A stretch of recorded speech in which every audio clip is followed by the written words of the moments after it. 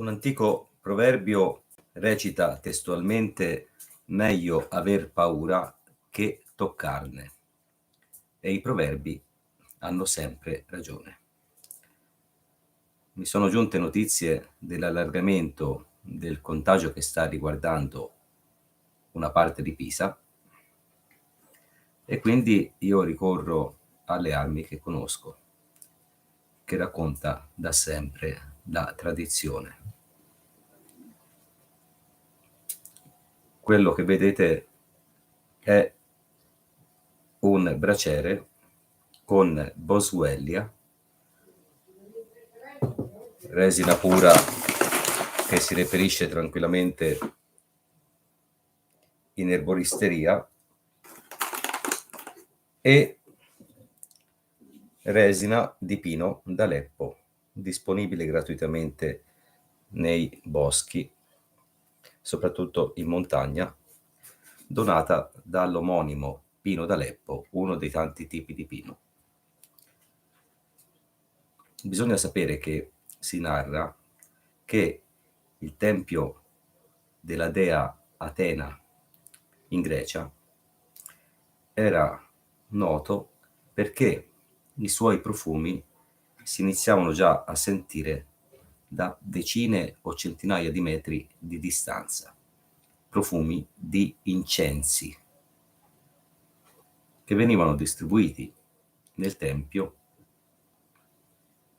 per tenere a bada i mostri del tempo, perché certi mostri sono sempre girati, hanno sempre circolato e gli umani hanno sempre escogitato dei rimedi per attutirne la forza. Ho parlato di incensi perché siamo abituati a ragionare parlando solo di un tipo di incenso, quello delle chiese, la boswellia sacra, potentissimo, ritenuto da sempre un agente disinfettante. Ma la boswellia non è l'unico incenso.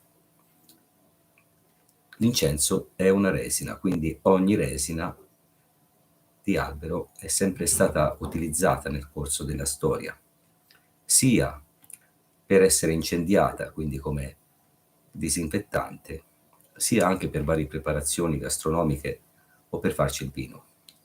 La resina di Aleppo, nella tradizione ippica toscana, veniva data mischiata nel pastone da dare ai cavalli quando si notava che erano raffreddati, quindi avevano preso qualche tipo di influenza. E, secondo quanto narrano gli anziani, i cavalli guarivano immediatamente. Oltre a questo, a stalla svuotata si bruciava corteccia di resina di pino d'Aleppo, corteccia e resina di pino d'Aleppo dentro la stalla per disinfettarla. Non credo che coloro che portavano avanti queste conoscenze, buonasera Carla, queste conoscenze tramandate dagli avi fossero degli stolti, ma credo che portassero avanti qualcosa che magari in futuro otterrà anche delle certezze scientifiche. Quindi boswellia, resina di pino d'Aleppo, ma anche resina di salice, resina di lentisco e resina di cipresso. Non è un caso che i cipressi siano associati ai cimiteri, luoghi che un tempo erano soggetti a diffusione di agenti pericolosi. Quindi l'uomo sapeva che la presenza del cipresso non era solo figurativa, ma la pianta in sé, con la sua presenza, con la sua profumatissima resina, era considerata in passato un deterrente più che valido per evitare problematiche varie. Avendo saputo che le persone ufficialmente aggredite dal signore che circola nell'aria sono più di una, ho deciso di mettere in atto tutti i miei sistemi di prevenzione e attacco del nemico che non ho mai sottovalutato. Oggi, forse a causa dell'abbassamento delle temperature qui in Toscana, stranamente ho sentito un po' di freddo e quindi, per prevenire eventuali problematiche, ho dichiarato la guerra come la so dichiarare. Quindi mi sono preparato un decotto di corteccia di salice, e subito dopo averne sorseggiato alcune gocce, il freddo mi è passato, perché è ormai noto che la corteccia di salice ha i poteri che ha. Ho schierato in campo, ovviamente, anche la nemica numero 1 del Signore che circola nell'aria, cioè l'Artemisia annua, in forma di decotto o di estratto alcolico. Dello schieramento fanno parte anche le liriacee, quindi scalogno crudo, aglio crudo, cipolla cruda, come già detto, curcuma fresca, quindi radice, che si trova nei supermercati biologici, non essiccata, zenzero fresco, che si trova a prezzo assolutamente accessibile anche nei supermercati, consumati ovviamente crudi. Io ci faccio il frullato, tra l'altro ha un sapore molto interessante. Piantaggine, essendo la numero 2 dell'Acnuga, cioè il poema che gli antichi ci hanno magicamente lasciato per poterci orientare appunto in presenza di contagi aerei. Ma anche peperoncino, perché è da molti ritenuto un di valido aiuto in molte circostanze. Che dire poi del vino rosso? Uno ha commentato un video di ieri, non ricordo il nome, se non lo citerei, facendo riferimento ai poteri del vino rosso. Io proprio all'inizio della pandemia pubblicai un approfondimento anche piuttosto lungo sui poteri terapeutici del vino, dove citavo un articolo scientifico. Il video, non so se poi l'ho tolto, comunque fu immediatamente attenzionato, come succede a molti miei video, e mai decollò, perché anche se siamo nel 2021 non si può dire che il vino, come dice la parola stessa, wine, è di per sé, già dal nome, colui che vince, un alleato. E gli umani lo hanno sempre utilizzato in tal senso, come dicevo nel video che forse non c'è più. Gli antichi proverbi che dicono non ti mettere in cammino se la bocca non sa di vino, oppure che dicono buon vino fa buon sangue, non erano buttati lì a caso perché non sapessero gli antichi cosa dire. Erano probabilmente suggerimenti provenienti dall'alto, raccolti in tempo remoto dagli umani e perseguiti.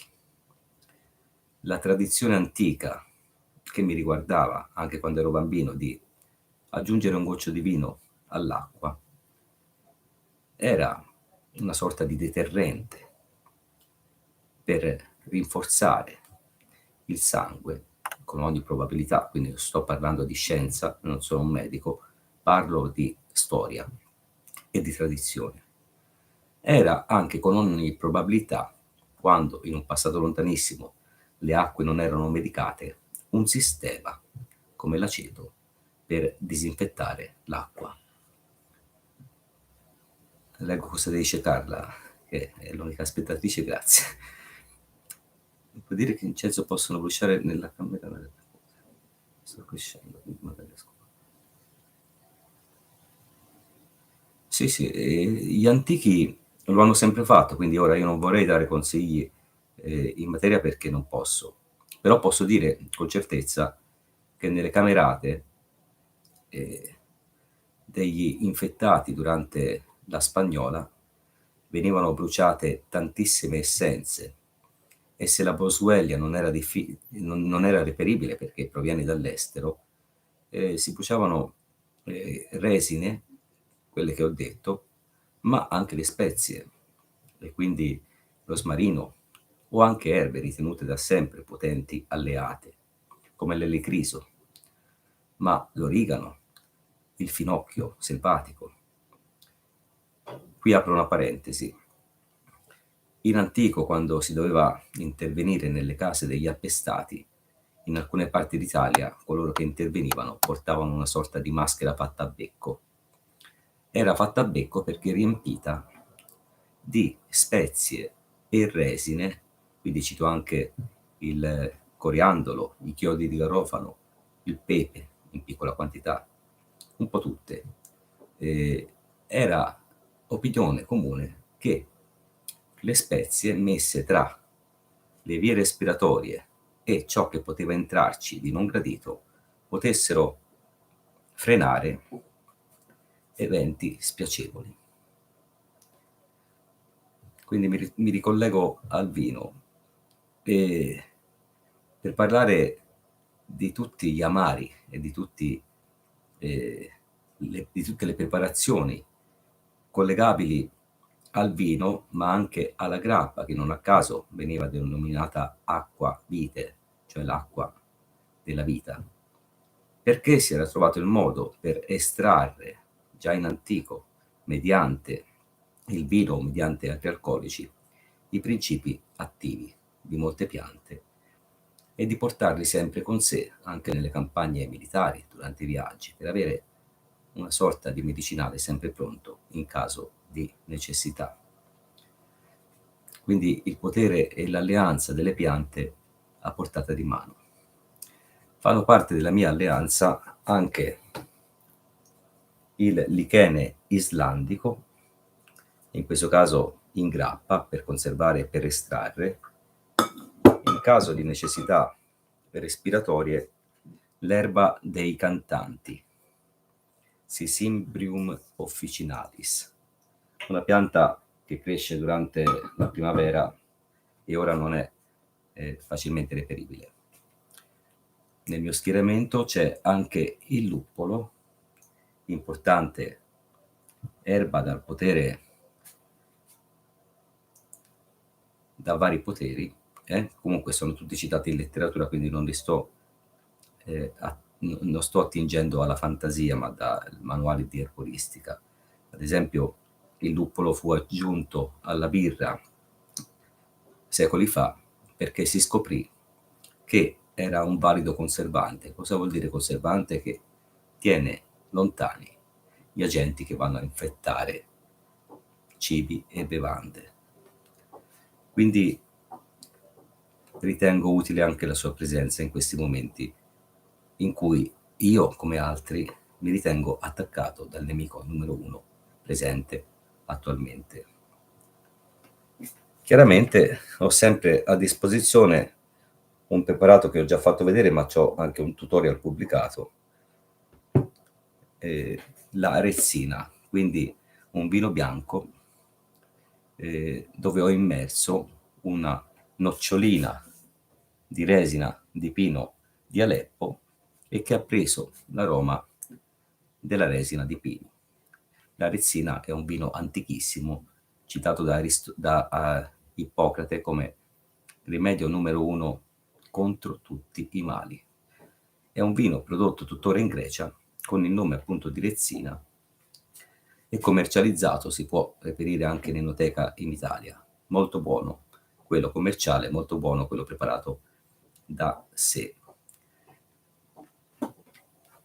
Stefano, ciao. Come si chiama il testo antico che hai citato? Il Lacnuga, il poema delle 9 erbe. Lo trovi recitato sul mio canale. Quindi la Rezzina, se non si vuol contraddire Ippocrate, era considerata un'alleata anch'essa della salute, perché tutte le resine, bene o male, come citato in numerosi articoli, detengono proprietà inevitabilmente curative perché non sono altro che una reazione dell'albero E ricordo che secondo la tradizione religiosa pagana nordica, gli uomini nascono dagli alberi. Sono una reazione dell'albero a un'aggressione, a una ferita.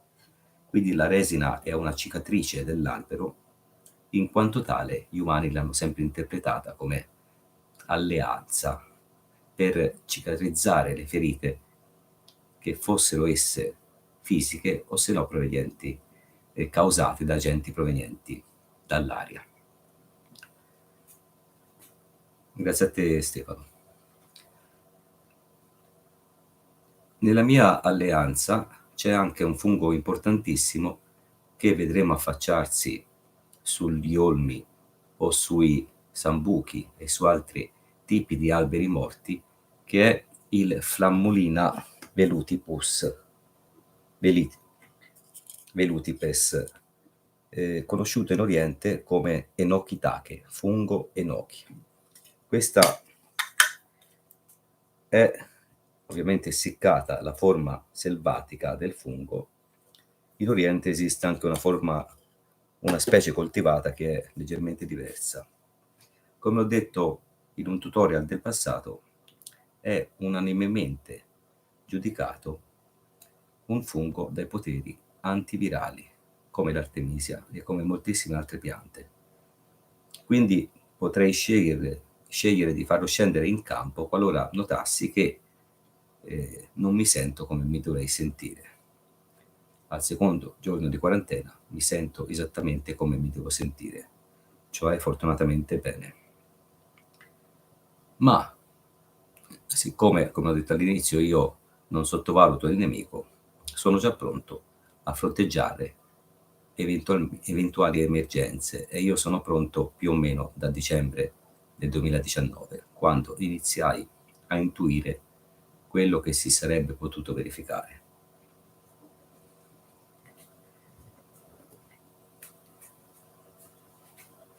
Non manca, infine, nel mio schieramento dell'ottima acqua di sorgente che sono riuscito a recuperare ieri mattina, quindi prima che mi scattasse la quarantena, e che ho utilizzato per le preparazioni che in parte ho mostrato e che ho utilizzato anche per bere, perché ritengo, come ho detto in più occasioni, che le acque di sorgente pure, prese prima che siano medicate, abbiano tanto da raccontare.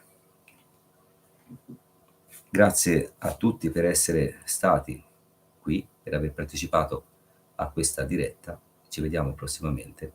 Arrivederci.